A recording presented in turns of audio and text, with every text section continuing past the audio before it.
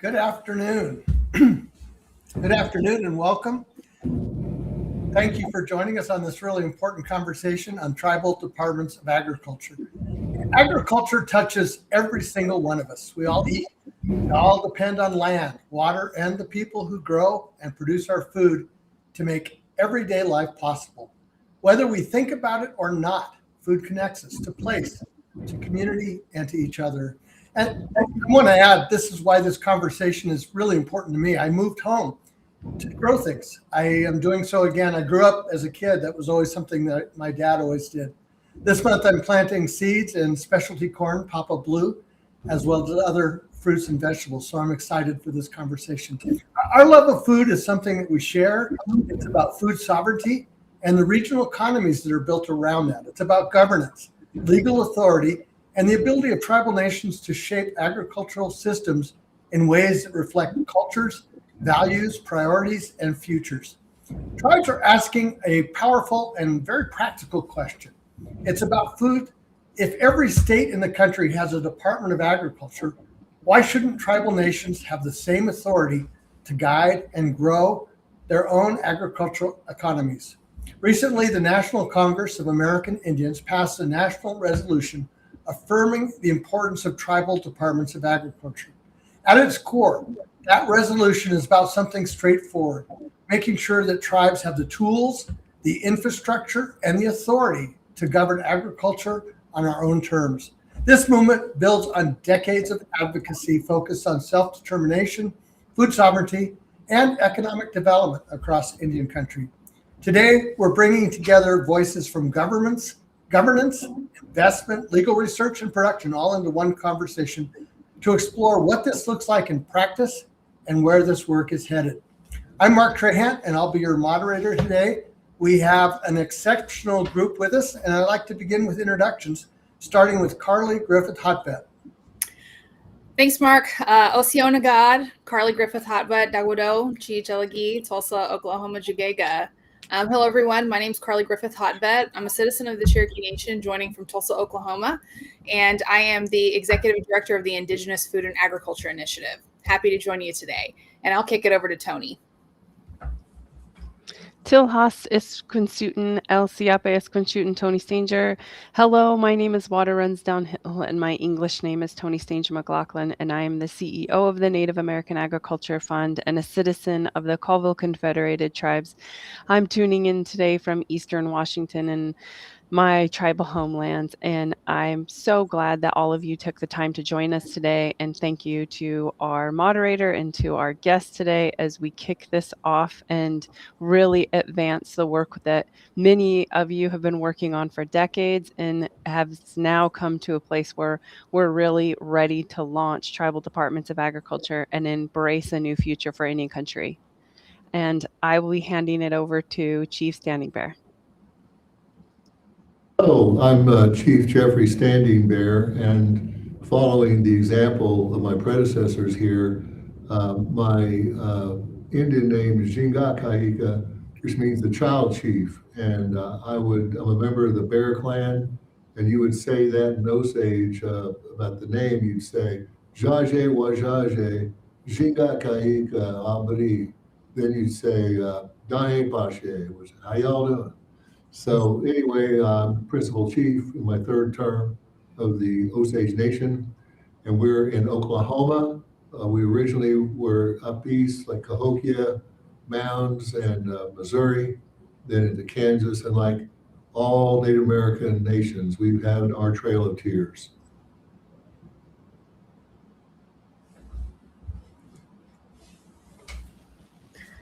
Good afternoon, everyone. My name is Kira McCabe. I am an enrolled citizen of the Navajo Nation and founder of Scoden Farms. We are a farm located in Shiprock, New Mexico, and I'm here today to represent young producers on tribal land. I am very passionate about encouraging the young generation to work lands, but also to keep the tradition of caring for seeds. Fantastic. We can jump in. I should mention I'm coming today from Fort Hall, Idaho, and the homeland of the Shoshone-Bannock tribes. Let me just start with a general question, and maybe Tony could start this off with what's driving these tribes to start departments of agriculture? What's changed? Why now, I guess? I am thinking back to 10 years ago. Recently in social media, there was a lot of looking back 10 years. Where were you? What were you doing?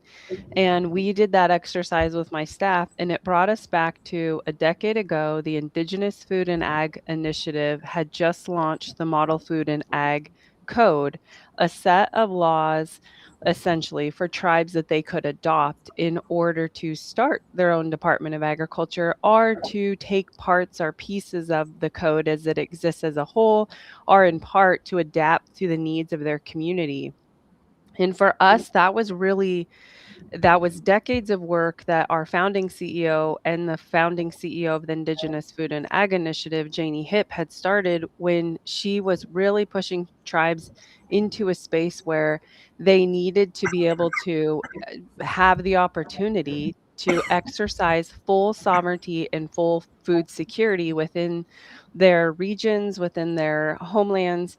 And part of that was making sure that they had all of the structure that they needed to do that. And a big part of that was having laws on the books. And the impetus behind it was actually the most sweeping change in food and agriculture law that was about to be enacted, which was the Food Safety and Modernization Act, which requires that if you want to have regulatory authority on your land over certain aspects of agriculture inspection, you have to have laws on the books. And so combining the foundation of some of the work that has been going on for centuries, but in particular in the last 10 years, it's getting tribes to a place where they can take over authority that traditionally has come through to states. And federal funding that's come through is now being pushed towards states, and it's very timely that tribes step into this place. And if they don't want to do it individually, allowing them the ability or opportunity to take over responsibility or do pass-through funding in a manner that they can do in a consortium with other tribes regionally, but have everything, the foundation of what they need in order to be able to do that. And that's part of the joint work that NAF is doing with IFAI and other partners in this agricultural space. But it's really timely in that the federal government is trying to push a lot of funding to and overseeing the funding administration to states. And we know that tribes sit in parity with states. And in some instances, our treaty rights give us additional guidance on what we can and cannot do in agriculture. And we want to make sure that we have tribes in a space where they can say, yes, I want to take over this authority. And as you said in the introduction in the beginning, tribes should have everything that's the opportunities that states have. And especially as we've come through COVID and the pandemic, and understanding the need for our regionalized food systems to be more responsive to our community needs and include our traditional and cultural components into food production. That was an open question. If anybody wants else to weigh in on that, on why now. Well, I could jump in on what Tony said. This is Standing Bear. We were enjoying the year 2019 with the movie being filmed, Killers of the Flower Moon, right here, and with all the stars and everything. And business with the nation was as usual, normal, except for that. But we were just going along normally. And then in March 2020, the staff came in to see me and said, "Chief, we have no meat." And I said, "Well, why?" And they explained that the meat processing areas in here in Oklahoma, Texas, Colorado were shut down. And then it was followed within days by fresh produce. Then our casinos shut down, and et cetera. Like we all experienced that. So we realized we had to do something. One of those moments where you say, somebody's got to do something, then you realize it's you. So we came together and we ended up using any available resource. Our casinos were shut down, so that money was gone. And the CARES Act came out, and then later ARPA. And we did what we could with savings and so forth.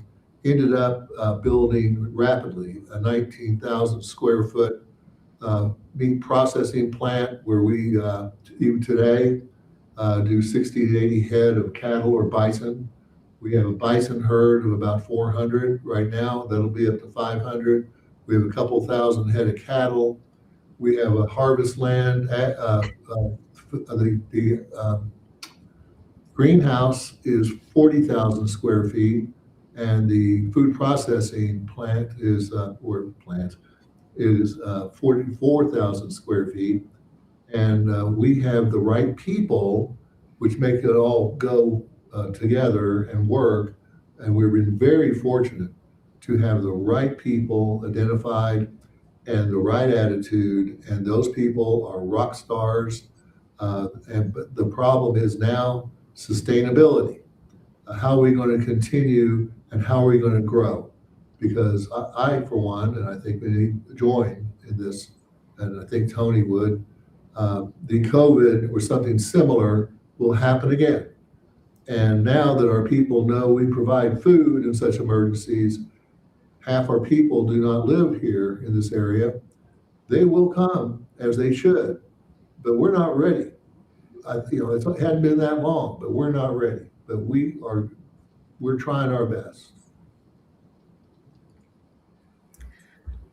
I'll say that when we're thinking about tribal departments of agriculture and the benefits that they bring to tribes, there's quite a few different facets for that, whether it's being a conduit to receive federal funds and administer those, whether it is an opportunity to develop institutional knowledge and institutional frameworks for programmatic and service delivery, whether it is a point of resource for tribal producers and tribal citizens that are looking for information or support within their own agribusiness enterprises or as food consumers themselves. There's also, the consideration that tribal departments of agriculture exist to prioritize and put forth the will of the people through the tribal governance structure. And so the intent is to really get in the driver's seat and take control of each tribe's own food sovereignty destinies by incorporating those cultural practices, those priorities, those traditional and culturally relevant foodways that are really critical, as well as being an opportunity for economic development within the food and agriculture space. It's also something that's recognizable by external entities or potential partners that may, want to work on agribusiness development or investments or other types of opportunities associated with that. But primarily, a tribal department of agriculture exists to help a tribe secure its own food sovereignty in whatever manner or method that it sees fit in the best way to do that.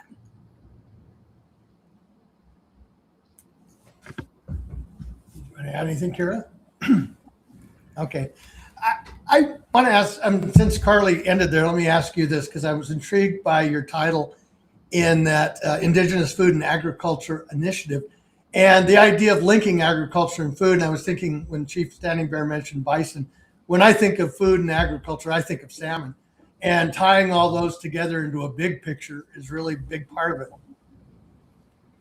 Yeah, I think about, I feel like in Indian country, we have a broader definition of agriculture than maybe a standardized kind of Western perspective, because we know that our food doesn't just come from, whole wheat dig in the ground and put a seed into, or the animals that we raise on our farms, but also considering our naturally occurring food sources and how we're maintaining and managing the environment in a way where those naturally occurring food sources, our plant and animal relatives that we are in relationship with, are able to come back and feed us in a way that meets our subsistence needs and also sometimes meets our economic development needs as well. And so this, broader holistic perspective of what we look like when we are engaging with our food sources and within our, agricultural systems is broader than just maybe a typical or standardized definition of what agriculture is. And so there's a lot more flexibility within tribal frameworks to be considerate of what falls under that authority within an umbrella of the Department of Agriculture. What does food sovereignty mean? What's incorporated in that? Kara, I wanted to ask you, first, when did you get interested in this? And what kind of conversations do you have with young people when you tell them what you're doing? What got me into it is kind of going back to what Chief Standing Bearer was saying about, like, with COVID, that was a really strong example of what we need to do.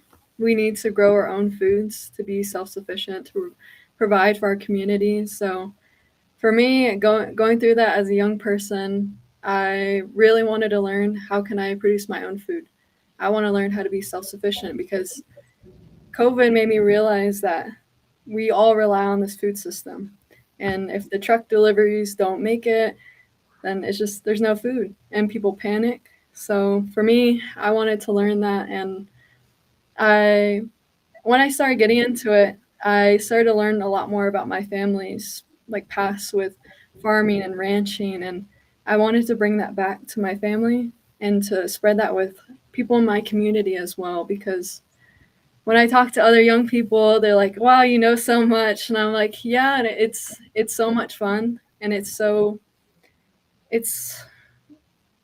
way to serve your community in a way that you don't really realize at all, how deep food can go into the culture. And I really advocate people to just to have a garden, to really learn what it is to connect to the land, because if you connect to the land, it's going to care for you. And I deeply believe that. Thank you. Tony, I wanted to ask about how no tribal agriculture department, as good as it is, can be on its own. What kind of partnerships are out there and resources that tribes can draw on to make this more effective? Yeah, just to go back and add some more historical content to how a lot of the progress that you're seeing in the last few months regarding tribal departments of agriculture, or TDAs is what we call them. When we look back historically and some of the work of the Indigenous Food and Ag Initiative, their foundations, it was looking at where are tribes now in the food and agriculture space. And leading off of that, we had done some studies where we're trying to find different tribes that were already either had a Department of Ag, or the beautiful thing that we find is tribes already have a lot of the offices that would mimic what a state would have, or they have their own particular offices or corporate arms that are in the agricultural space. They're just not under the umbrella of a Department of Agriculture. And so when we were looking at the Food Safety Modernization Act in the FDA, an example that I often use that also is housed within the FDA is the comparison of tobacco and tobacco oversight and regulation within the Food and Drug Administration. So in the food safety space, the FDA was in the midst of this new sweeping law that had no exception for tribes. Sovereignty did not allow you to step away from the compliance in these laws. And there's different triggering points, but the first triggering point was in produce. And when we were looking at that, we were, Janie Hip in particular, our founding CEO for both NAF and IFAI, was saying we only have maybe 2 tribes in the whole United States that are either have a department, or if you're looking at their website, you have a directory that leads you to them. And so knowing that there wasn't a space for tribes currently to stand into this regulatory space to say, we are going to incorporate or have our own laws, but we're also, when we have to abide by this federally generally applicable law, we eventually want to do our own regulation, our own oversight. And there at the time, no one was in a place where they could do that. And so we've been building off of this from the regulatory sovereignty perspective, but it really trickles down to tribes are their central being of who they are is often tied to a creation story that's tied to some form of agriculture. And we, knowing that, it should also be a central component of how we view our our tribal governments. In the in Pendleton, Oregon, the Umatilla tribe is doing just that. When they look at their strategic planning is based on their traditional food systems. And so incorporating that, and the example that I give in FDA is for many, many years, states could receive funding in the tobacco space to do tobacco prevention or inspection. So if you had a retail that was distributing tobacco, you had someone from the state coming in to oversee that. We're working towards making sure that now in the food space, if you have a tribe that has some regulatory, if they're building up to do their own regulatory authority, they can. But again, it comes with money. So the money that was coming in the tobacco space, it could be for you, maybe you have 4 retail spaces on your reservation and you're only going to do your reservation. You could seek out funding to have the regulatory authority or to do the tobacco prevention services attached to that funding as well. And for many years, states were receiving all that funding. There wasn't a set aside specifically for tribes, and tribes fought for the ability to have their own funding. And so we aren't trying to reinvent the wheel. It already exists in the EPA, in the FDA, where tribes have become, in some places, they call it treatment as a state, but they've stepped into an authority that had traditionally been going to the states.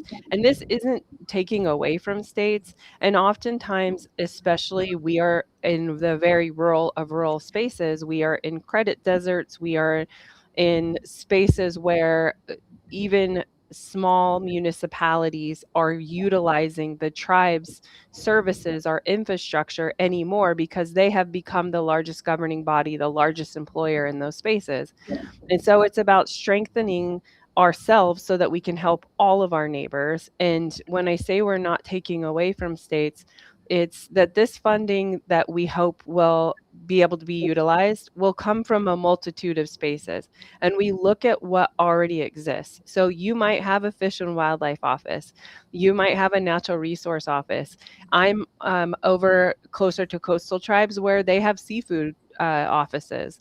And then if you look in the Midwest, there might be, a office related to bison or ranching. And so they already exist. They already have funding, but it's about creating the umbrella and gathering whatever your tribe decides should go under that umbrella. And then it could be a matter of pooling those resources under this one department. And so part of it is teaching tribes how to do that, the opportunities behind it, but also seeking out funding and regulatory funding that also already exists, but now can go to tribes as well. And for many of us in certain parts of the country, upwards of 82% of our land is being utilized by non-natives. And so being able to have this type of funding, it's again strengthening our own tribes and our access to water rights, but also it's making sure that our neighbors are being good stewards of our land and that we have laws on the books to make sure that there is compliance and as Carly has said, when an external body wants to come in and work with us, when the federal government looks at working with tribes, it's often overwhelming. With over 500 tribes, if we could work in a manner where there is a director or tribal department head in that space, it'll make it easier for outside entities to be able to engage and work and make agriculture the next economic boom, where we saw that with gaming, but we also saw during COVID, gaming is optional, food is not. And so making that the primary driver behind the next wave of thriving in Indian country. Does this allow us to be smarter with things like SNAP and other programs that sometimes serve questionable food? Yeah, so there's again, I'm going to mention Janie because she's been a champion behind this, but then I'll move it to Carly to help answer this question because that's really the heart of a lot of the work that the Indigenous Food and Ag Initiative does. But we've been working for decades now to make sure that tribes have a say in what's served in their commodity program, to make sure that they can regionalize that if they want to work with other tribes or their own tribe. We've seen some progress in traditional foods being introduced into those types of commodity programs. Unfortunately, the way that the programs were built generally required multiple layers within USDA. You had to go through multiple offices and a procurement process that made it almost impossible for tribes or individual producers to be able to sell to or engage in the national scale. We're hoping that we can continue to bring that down to a regional space because our traditional foods are different. I mentioned, salmon was mentioned earlier. That's one of my tribe's sacred foods. That's not a sacred food to every tribe. And so understanding that and allowing the regionalization of these food systems is something that we've been working on for a long time. But there are two pilot programs within USDA that we fought for in former farm bills that are moving into this space too, where tribes are treated in parity with states, and those are called 638 programs. 638 are self-governance, existed within the Interior Department, within Bureau of Indian Affairs. It also exists within the HHS, Indian Health, but it has not existed outside of those departments. And so for the first time, 638 authority has been piloted at USDA, and we hope to continue that work. And it's an option. Some tribes are in a space where they can, and you talked about finances maybe being an impediment. There was some funding set aside for those pilot programs, and we hope in the future tribes will be able to access federal funding to feed their people. But again, just like in IHS 638, when you are overseeing your own clinic, you're seeing everyone in the community, but the person that's coming to you that's not a tribal member, they're presenting their own private insurance card or they're paying out of pocket. And we hope to see that in this food space where we're setting up the infrastructure for tribes to be able to feed everyone in their community. And Chief Standing Bear talked about that too, where people are coming back and they're relying on tribal governments to fill this void, especially in rural tribal spaces. But Carly, I'm going to hand it over to you because this is really a lot of the work that IFAI does. Mm-hmm. Right. Thanks, Tony. So a lot of the work that we do involves monitoring federal legislation and regulatory actions, in addition to providing support and education for policymakers that are looking to make decisions related to Farm Bill programs.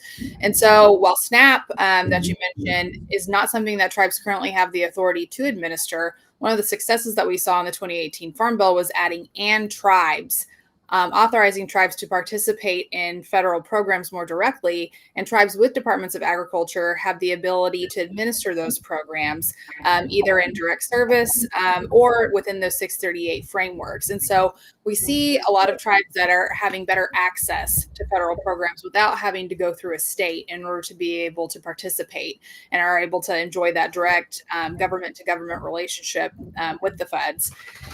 In addition to that 638 opportunity within the commodity program, that was specifically to support self-sourcing opportunities, which frequently many tribes use to self-source.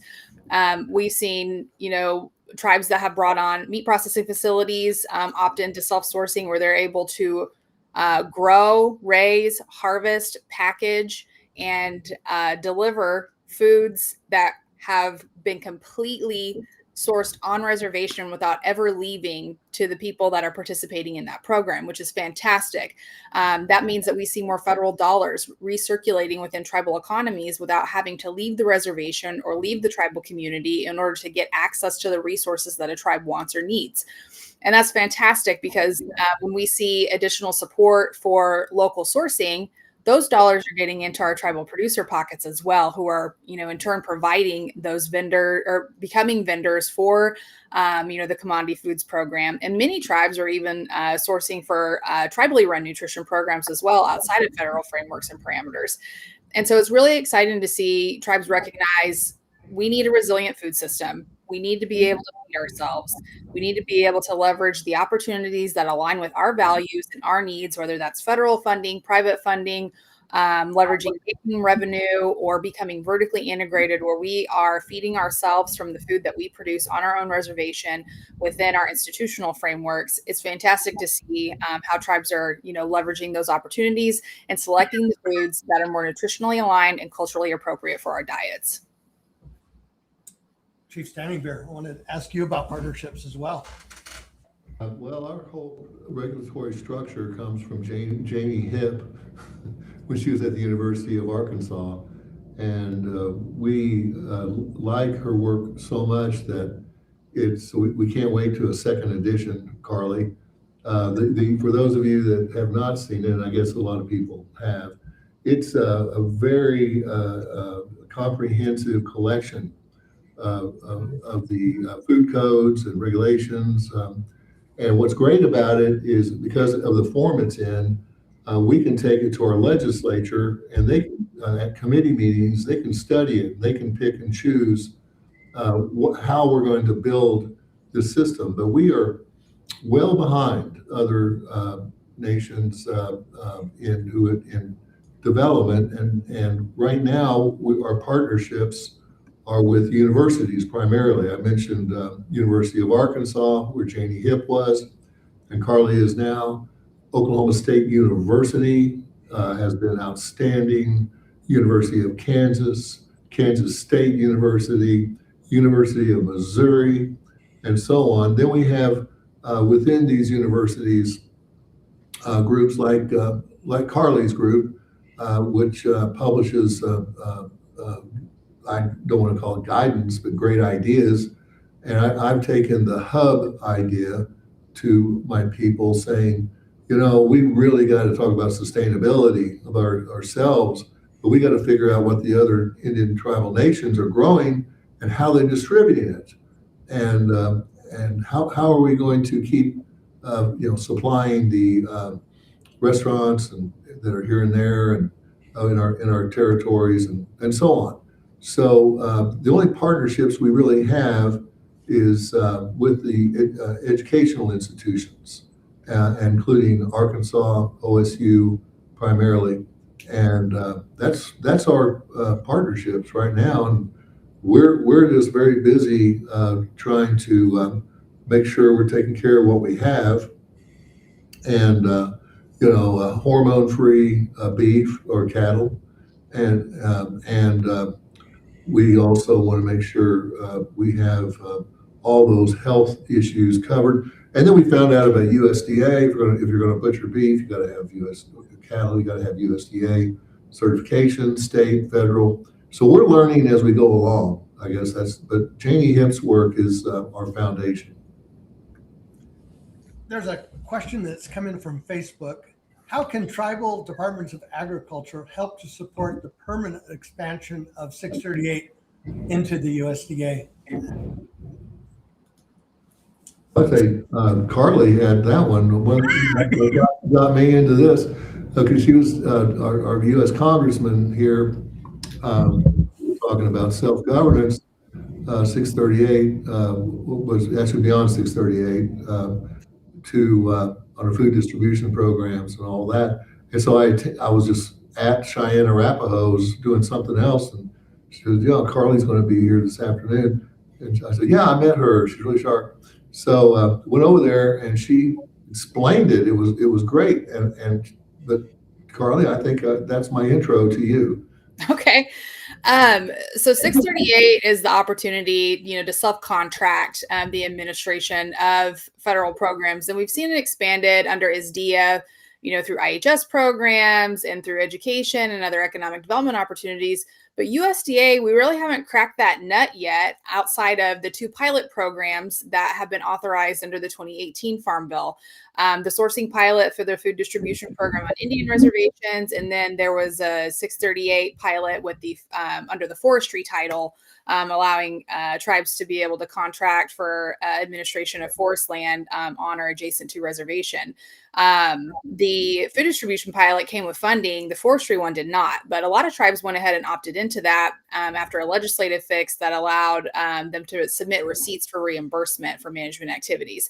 But when we're talking about 638, there's so many more opportunities that would exist. And for a tribal Department of Agriculture to be in place, it can really help inform the tribe's policy arm to identify what priorities a tribe would want to pursue when it comes to identifying where 638 programs would be feasible and viable for them. Depending upon what programs are currently operating, or if they have their own agribusiness enterprise, that it would make sense to, have broadened sourcing authority. There's a lot of opportunities that have been discussed related to natural resource management, wherein, direct tribal administration of federal funds through a 638 contract can frequently make a lot more sense than some of the frameworks or access to programs as they currently operate. One of the things I also like to point out is, and Tony had mentioned it briefly before, within our treaty frameworks, there are many tribes that have guarantees related to food or agriculture or natural resource management that should be leveraged when it comes to, self-governance contracting. And so under USDA, we'd be looking for 638 expansion. But if you're a self-governance tribe, it makes sense to come to the table and start asking BIA for funding support to administer agricultural programs, especially. I mean, many tribes went through the allotment process in the early 1900s, either through the General Allotment Act or Specific Allotment Act. But the whole idea behind that was to put us into allotments to make us become yeoman farmers, these individual family style farmers, rather than, tribes that were already doing agriculture in a communal farming way, or transitioning tribes from, subsistence foods to production agriculture. And the whole idea is, if you want us to farm, you need to support us in pursuing those agricultural opportunities. That needs to come through a self-governance agreement. And so in addition to 638 opportunities within the Farm Bill that would require legislative authority, tribes that are already practicing self-governance have the opportunity to request funding support through a self-governance agreement as well. I'll just add a little bit on to that, and that is that not every tribe has to. If you're not at capacity right now, and maybe you have a neighboring tribe that is a little bit more advanced, and our hope is that we can rely and work in a network with one another and when I mention consortium, that's something that's been used within FDA tobacco inspection, where maybe you only have one or two retail that you're overseeing, and it didn't make sense. But if you look at maybe the southern half or a region or a BIA region, and having one tribe go after funding for that whole region or oversight for that region, that might make more sense. But what we really need is for tribes to stand up and stand into this authority and start adopting the code in whole or in part, having these conversations in their community, so that when we make the request, or when you make the request to the federal government, we have a swath of tribes ready to go, and we can tell the federal government these tribes are ready to oversee XYZ, or these tribes are going to administer individually.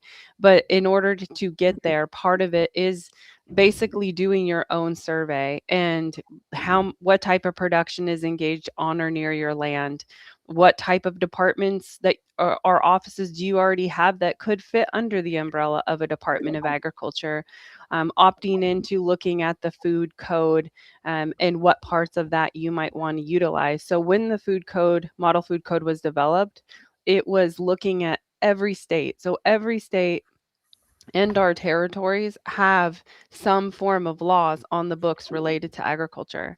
And we were looking for that in Indian country, and it was very rare. It was hard to come by. And we only found 4 when we were developing the code initially in the whole United States. And so there are tribes that have codes.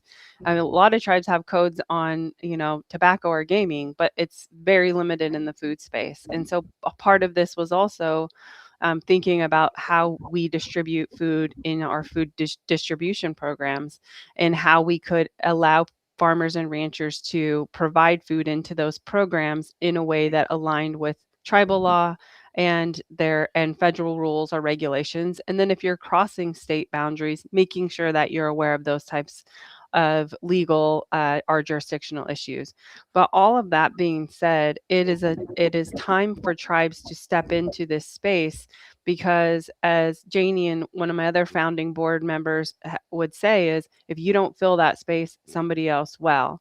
And it was mentioned earlier about hubs. So we have a document on our website, and it's been linked in the chat, and it's called Reimagining Native Food Economies. And it's about building out regional agriculture infrastructure development in a way that it's on or near tribes, in a way that it's going to support all of Indian country. And when it's supporting all of Indian country, it's also supporting our neighbors. And as I mentioned earlier, when you go into a 638 operated Indian health clinic that's open to anyone in that community, I recently was at one here in northern Idaho for the Coeur d'Alene tribe, and I asked the reception desk, how many people use this clinic that are non-native? And they were talking amongst themselves, and they said probably 73% of the people that use our clinic are non-native.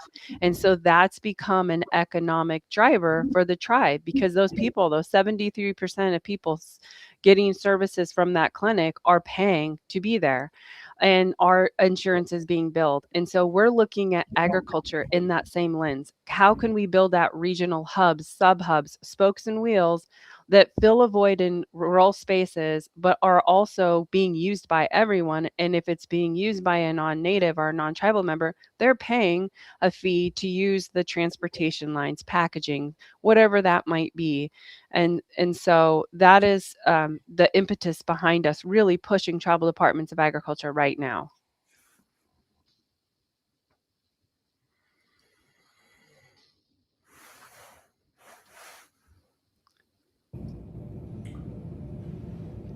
You're muted, Mark.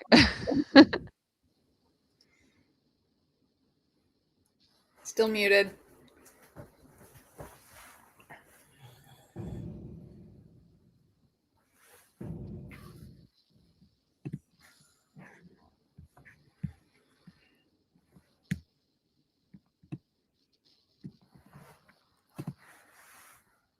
We can do.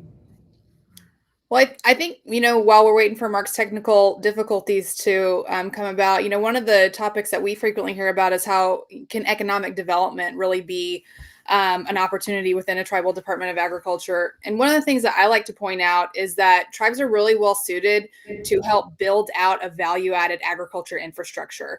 When we're looking at vertical integration, it can be really cost prohibitive for individual producers or even small scale cooperatives to be able to access the type of equipment or infrastructure necessary to really build a resilient and sustainable food economy. So when we have tribes like the Osage Nation that have brought on a meat processing plant and then, greenhouse space, as well as a commercial kitchen that allows for processing, or in the example of Tony, I think you mentioned the Umatilla tribe, they're investing in a very large wheat processing facility that can not only provide that service for the tribe's own agricultural enterprises, but also open up that processing capacity for local producers, whether they're native or non-native, to be able to create additional market opportunities, to create the opportunity for tribal producers to market their own product under their own label, and also, create infrastructure like cold storage or transportation opportunities that can allow for the aggregation of products grown on reservation and then distributed or marketed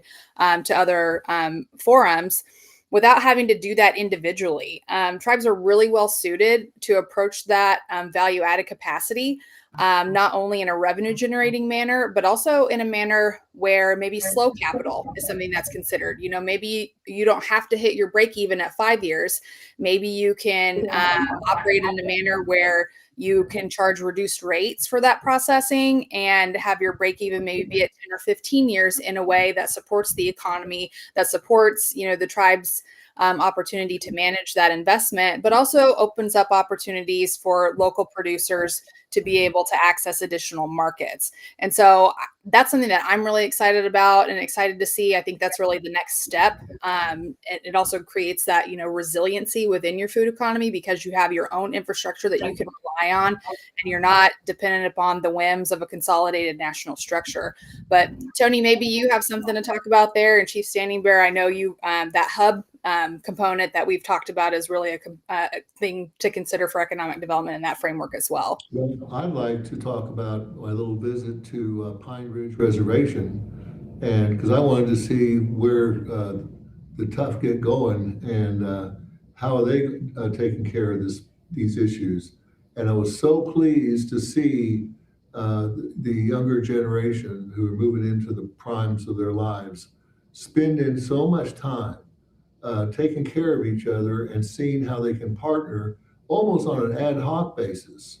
So, and in fact, on one of those small operations, your name came up, Carly. You've been up there, and they remembered you. But these are all very isolated communities. But they would do things, and when I bring this ideas back, and I'm sure many of you have the same experience, that are great ideas, and it would work everywhere. I can't get the political will to get from the others who we don't, it's not a dictatorship. So we got to get everybody on board. But I'd love to see what I saw at Pine Ridge is a chicken processing truck with a semi truck. And they go there and do hundreds of chickens. And then they distribute those to the communities who are in isolated homes here and there. And it's really impressive to see them partnering with whoever's there that wants to partner. And it's not a real formal structure, but it's a calling, it's a lifestyle.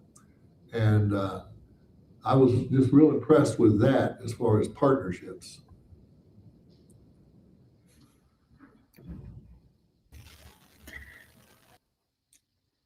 Oh no, Mark, you're still on mute. I could add in something. Something that I've experienced for like the partnerships, like what I've noticed from Native American Ag Fund, IFAI, they provided an opportunity to show me and another group of cohorts of tribal members, very young tribal members from all over Indian country every summer. It's open right now, so spread the news. But it provided us opportunity to see Muskogee Creek or Muskogee Nation's processing plant. And that was just like, it shocked me so much to see that there's these producers in the area that are able to benefit from a facility like that. It made me think, okay, I can go back to my nation and try to collaborate and think of ways where we can have that as well. And I definitely like that we're having this conversation of how can tribes have the conversation, how can it be facilitated so that we could both benefit from having a conversation, seeing what didn't work with a certain facility, and just that relationship can benefit everyone in the whole community. Yeah, that's what I want to add on. Can I follow up on that and ask you, what are the things you think of when you think about the business? How do you plan for what types of things you have to do every day, every month? Could you repeat the question one more time? Sorry. I'm just curious as an individual, how you go about planning what you're going to do with your farm and what are the steps you take to make sure you can have a season and be successful. Okay. Yeah, definitely. I could talk about that. So every season I have to figure out what land I'm able to use. For me, I don't have land that's passed down to me. So I'm in an area, specifically Shiprock, which is a huge farming community. So I go out into the community and ask them if they're willing to sublease land. It comes into a lot of challenges when you get into subleasing because there's a lot of family disputes and there's not really a process of how can land really be subleased. So for me, I try to make conversations, connections with people to see if they would like their land to be farmed. I had this past summer, I was able to sublease, but this next season, I don't think that's going to be an option. However, there are other community members in the area. But right now, I'm trying to figure out how to move off tribal land because I want to farm tribal land. It's just for our nation specifically, there's no system of how can new farmers acquire land, which is something I would love to have a conversation with the tribe to see how we can have this official process to be done. But right now, I'm just looking for loans so I can get my own piece of land that I could work, and it could be just always promise to be there, and I could always know that I can take care of that land year after year. And yeah. How big an issue is land reform across the board? Maybe Tony or Carly, because I think of the airship issue as well. And I have a piece of ground that I still am 1/300th owner of. Yeah, I was just in Hawaii and we had a listening session there, and that was the biggest concern from Native Hawaiians. But I hear that in every tribal community I go to. Even after Cobell and land buyback, we still know that in Indian country, we're having a hard time accessing our land. But once we do have land, we're having a hard time accessing lending because we don't get to utilize the value of our land in pursuing lending. And so that's one of the things that we hope to continue at NAF to support is during this Tribal Department of Ag push, we have certain organizations and entities that we're going to rely on, and IFAI is one of them. We want to make sure that IFAI has the resources and the staffing so that they can help tribes in this process, as well as other processes that they're engaged in, such as ag resource management planning.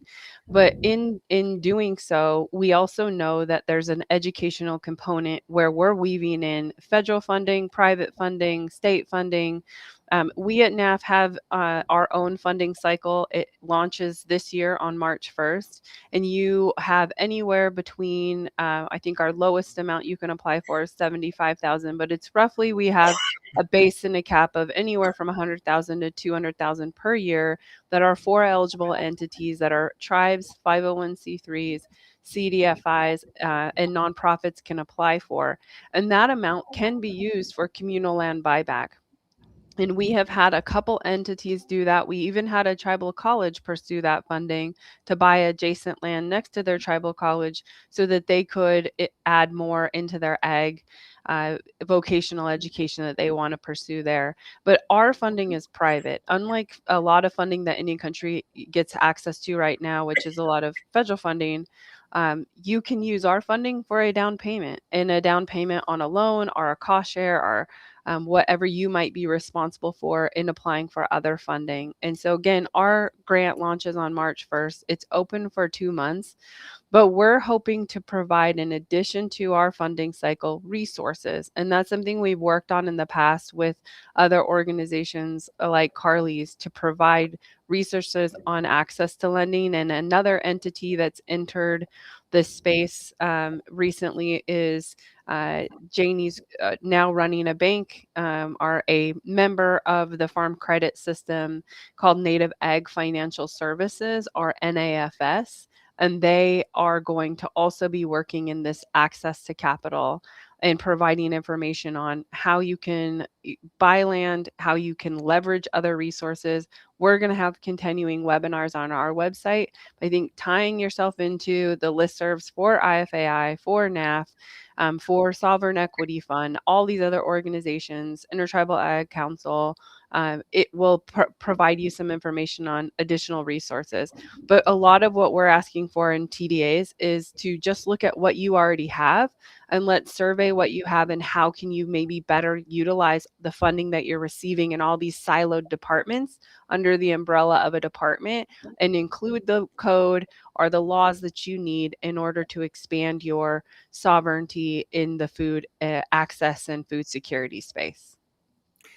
And the work that we do there related not only to land access, but really creating a conduit or framework for tribes to take control of that.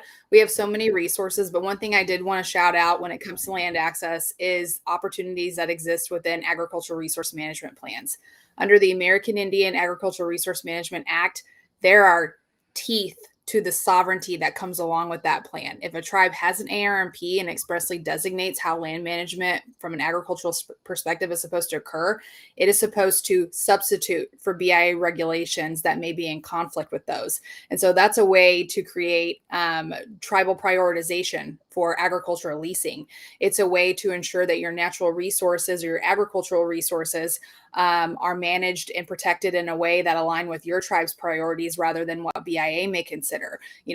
Some of the issues that we see with BIA is what is considered in the best interests of the tribe frequently means how much money can we get related to this trust resource or to this asset, when really maybe it's how can we manage this asset in a way where it is going to come back and continue to be healthy and is equitable and accessible for folks to create, individual entrepreneurial opportunities for tribal producers rather than just put, dollars in a general fund pocket, which, that happens a lot and results in a lot of non-native leases. But, we provide support for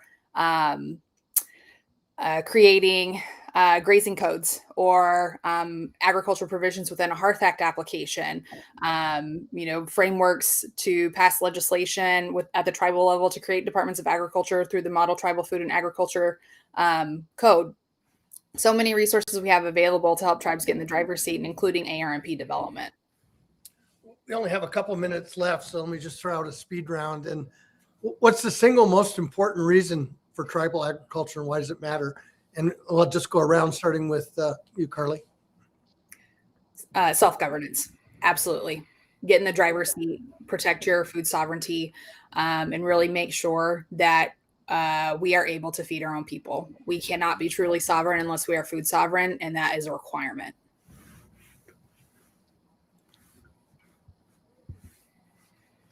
I would say that the cultural connection to our food, the foundation of who we are as a being, again, is tied to agriculture in one way or another. And so protecting that is also part of protecting our culture and bringing our people back into that part of who we are culturally in through our language, our subsistence lifestyle, the equilibrium of living within the ecosystems that protect the cultural ties to who we are. And that in a production space expanded leads to what Carly's talking about. Chief Standing Bear. We need to eat, and we need to eat healthy. And it's that basic, and it's now worse than it was since COVID, because the water distribution systems for go along 40, 50 miles here and there are collapsing. It's just terrible. And third world, tell you. So we gotta fight that, knowing that the federal government has told some of us they're not going to cut sovereignty, but they're going to cut funding. So building everything like we used to achieve more funding needs to be looked at to see if that's the way we're doing it, because we're not going to have any more money if you listen to people in DC. So it's really going to be on ourselves. I do report that Osage Nation now has beehives, and we're trying to grow that. That's great. Yeah, I love it. Kira. I'll definitely agree with everyone that for me, I think it's crucially important because, to have fresh food, because a lot of tribal nations, it's shipped in food and they're not always fresh and they're not always very connected even to the land. I'm trying to put into words, but for me, I think that is most important to know that it came from local producers, from tribal members that raised that food, that put a lot of love into it, and that it's medicine for them, that they know they can eat it and it's going to be beneficial to them and their families and all their cultural gatherings as well. So Medicine is a good way to end it. Thank you so much. Thank you to all the panelists, to the folks who've joined us. It's funny, I was listening to that last part, and I'll just throw this out. One of the things I've written over the years is that every single tribe has some sort of powwow grounds or other place of gathering, and they're used 2 times a year. What if they were used every week for food distribution? How would that change our thinking about it? That's just something I've written over the years. So thank you so much for joining us, and I'm really glad to be a part of this. Thank you. Thank you.